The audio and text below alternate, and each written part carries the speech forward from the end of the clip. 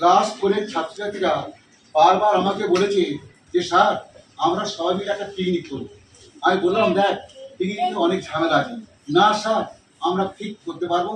সেই পিকনিকে কি হয়েছিল সেটা আমি একটা নাটকের মাধ্যমে লিখেছি, আমরা সেই নাটকটা শুনতে থাকুন।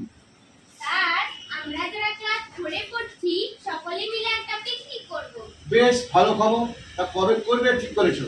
স্যার শিশু দিবসের পরে শনিবার দুপুরে পিকনিক করা হবে। পিকনিকে অনেক ঝামেলা আছে, সব ঠিকঠাক করতে পারবে তো?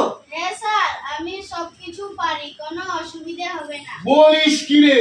স্যার আরমানের সঙ্গে আমি থাকলে সবকিছু ঠিকঠাক হয়ে যাবে।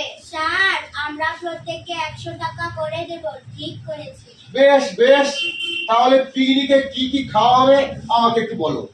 স্যার ভাত মাছ মাংস আর চাটনি করা হবে। স্যার ডাল আর সবজিও থাকবে, একটু দই মিষ্টিও থাকবে।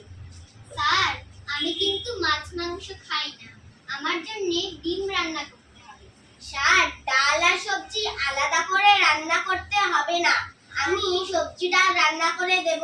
বাহ, তুই তো বেশ কাজের মেয়ে হয়ে গেছিস রে। স্যার আমরা তিনজনেই মিলে সব কেটে কুটে দেব।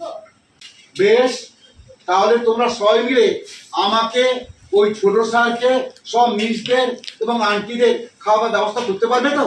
স্যার আমরা কফি খেতে ভালোবাসি, আমাদের জন্য কফির ব্যবস্থাও করতে হবে। কিন্তু স্যার আমরা কিন্তু কফি খাবো না, চা খাবো।